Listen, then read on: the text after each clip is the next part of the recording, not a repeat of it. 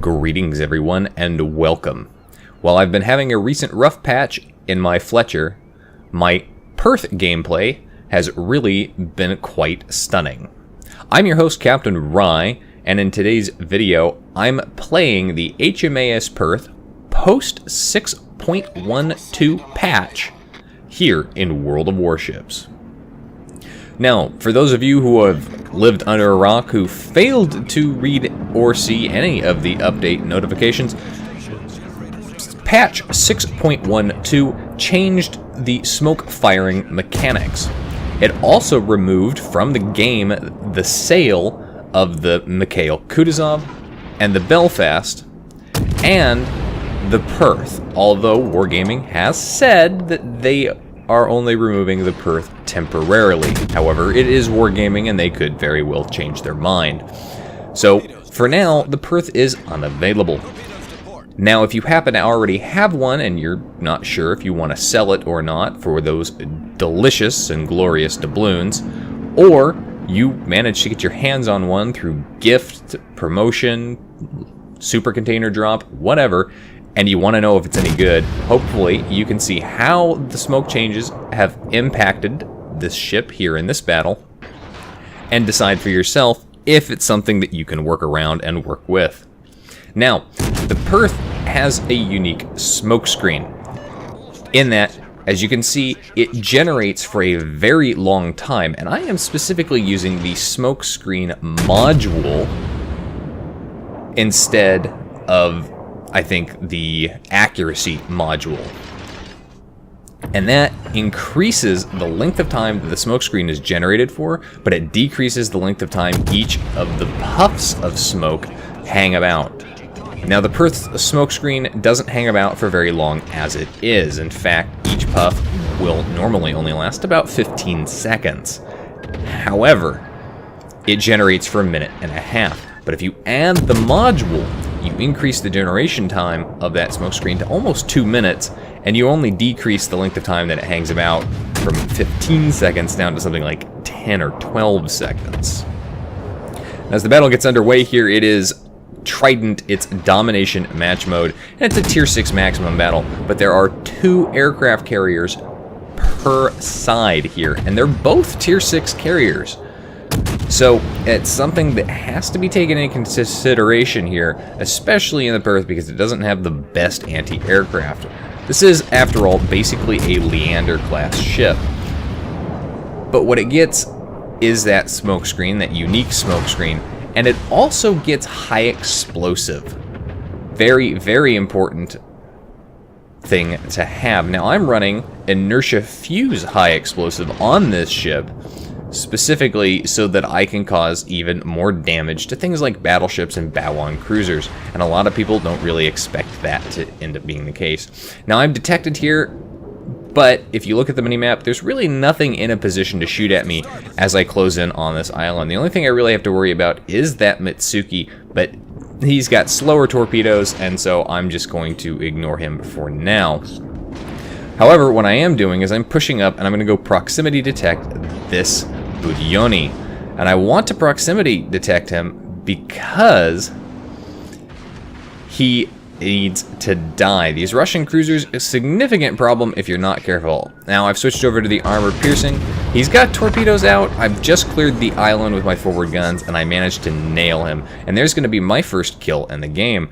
I've already done about 20,000 damage, which isn't bad at this early stage. My team has managed to secure both B and C cap points, and this is a good thing, and it's going to play an important factor at the end of this battle.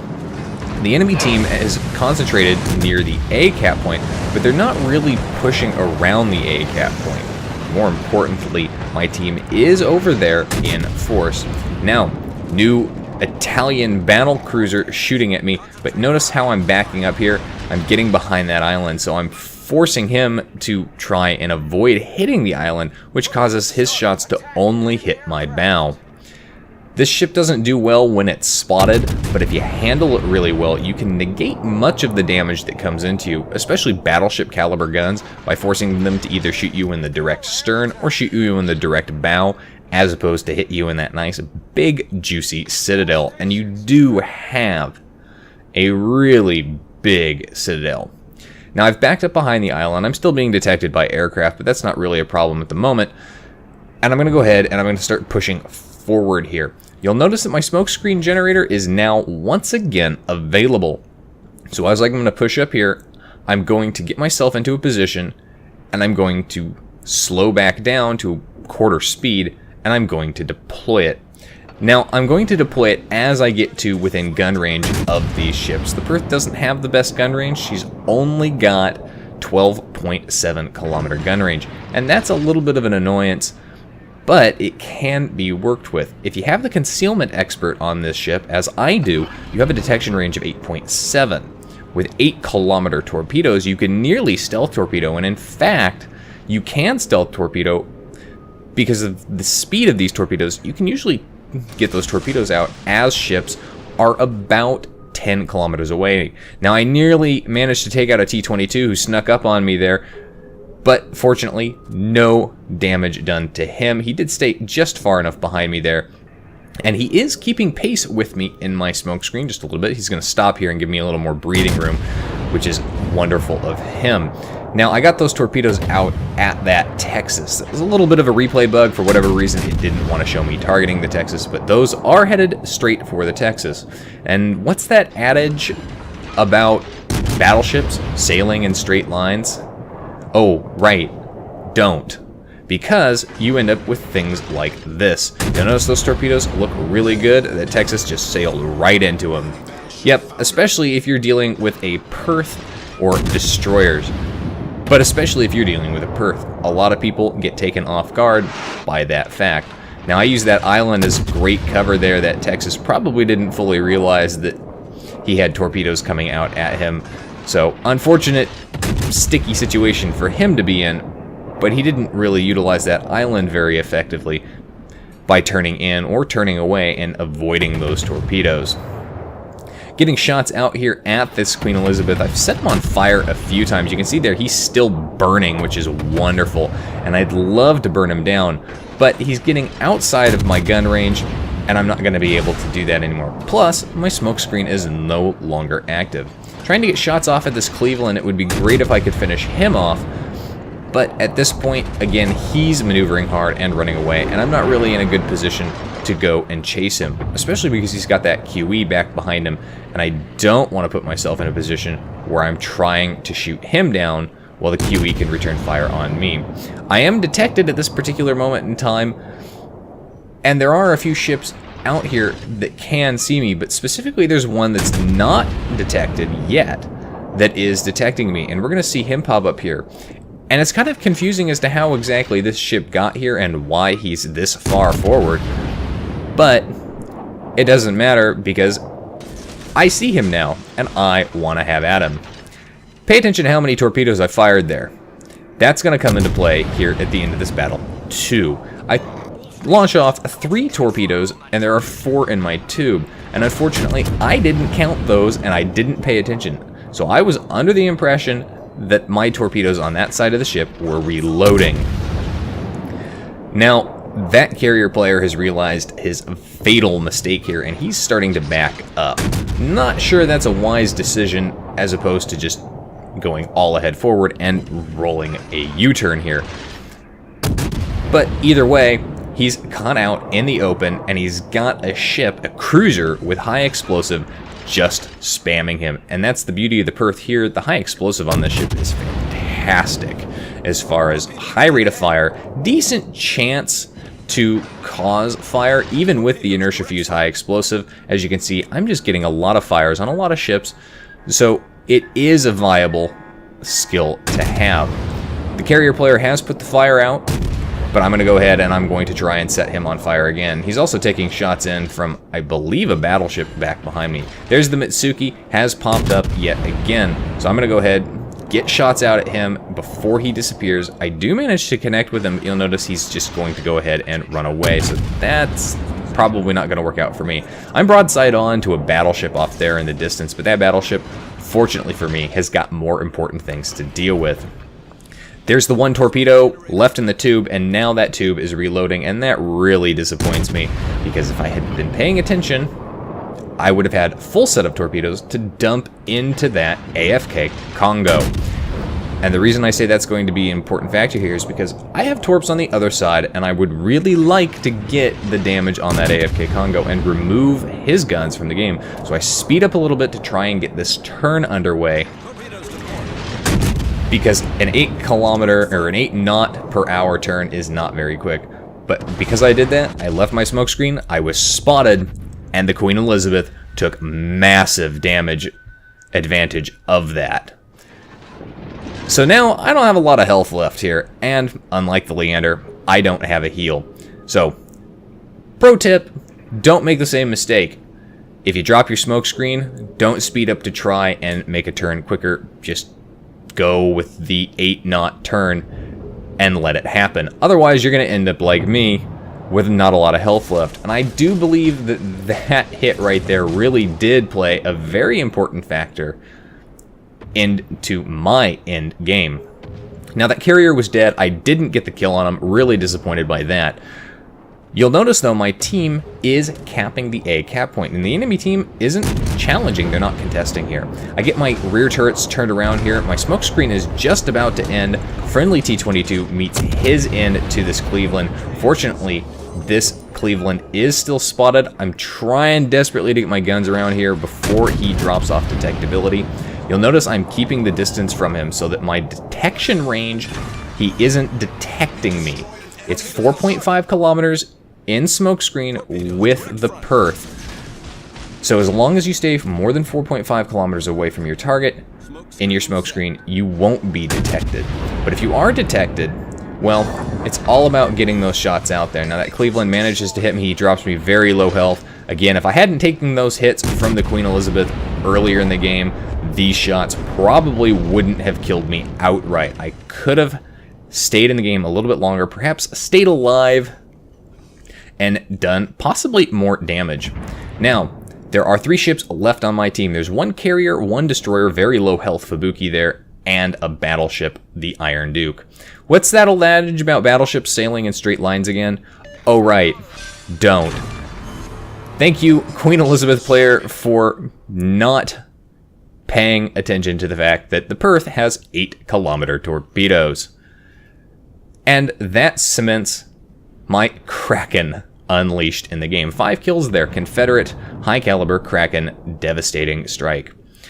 Now it's just down to my team, and my team has got themselves in a really good position here. Well, the enemy team is finally recapping A. We had all 3 caps for a period of time.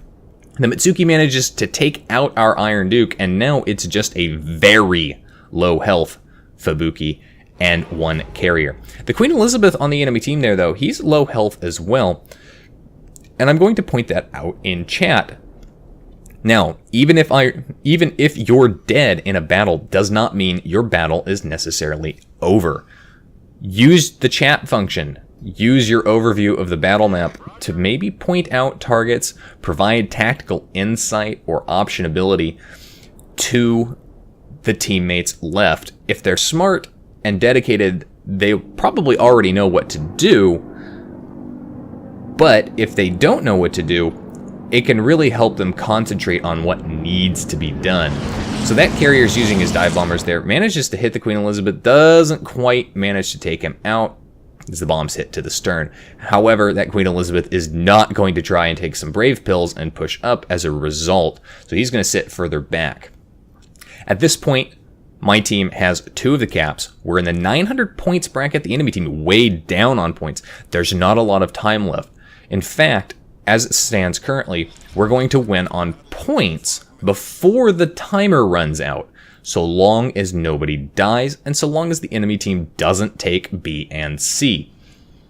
That being said, they still have a Mitsuki who's got more health than our Fubuki, so our Fubuki can't engage the Mitsuki with any reasonable level of confidence to cement victory. However, the Mitsuki was last seen on the far side of A, and even with a speed boost, he's not going to be able to reach the C cap point before we hit 1,000 points. Their other remaining ships on the enemy team, well, they're battleships, and they're pretty slow by comparison. So the most they're going to be able to do is get into the B cap point. And as you can see here, the Italian battleship, the new one, manages to get into the B cap point, and he starts capping it. But look, my team way up on points. Again, at this point, all they have to do is survive the battle. That's it. They have to do nothing more. Don't get spotted. Don't get seen. Don't fire your guns. Don't do anything. Just run and hide. Remain undetected and cement victory. In this case, it's all about playing for the victory and not your personal glory in this particular situation. Of course, if the Fubuki wanted to be a really big team player, he could open up, get shot, get killed, and let the carrier go hide in the back and earn himself a solo warrior medal for going up against 4 enemy players and winning and surviving. Just because we have so many points, but not wanting to risk it. So, end on a victory by points. 195,000 damage done in that game. 2 double strikes, or 2 devastating strikes. Confederate Kraken Unleashed, 'Tis but a flesh wound, and high caliber in that game. This game is actually also my record for damage done in the Perth at 195,000 damage. Top of the team for XP earned there at well over 2,000 base XP. But hey, look at the number 2 and number 3 players as well. Those are the 2 surviving friendlies on the team. Yes, that's right. They were number 2 and number 3 on the team, respectively, for XP earned because they played it smart and they played for victory. Anyway, that's going to be it for today's video, folks. If you liked the video, hit that like button, hit the subscribe and follow button, and leave a comment. Hopefully, the video helps you decide if the Perth is worth keeping, and it is worth keeping, how to play it better if you're having trouble or struggling with it, and maybe something that you might consider picking up the next time it does come on sale here on the North American server or any server. If you would like to get semi-regular channel news and updates, you can do so by liking and following me on Facebook. If you'd like to help support me and the channel, you can do so by becoming my supporter on Patreon. Patreon supporters will receive additional perks and benefits, as well as a shout out. If you've got a replay like this one that you'd like to see featured on my channel, you can send it to my email. And if you'd like to watch me play various games live, you can do so by following me on Twitch. You can find the links for all of those in the video description down below. And as always, I'll see you next time. This is Captain Rye, signing off.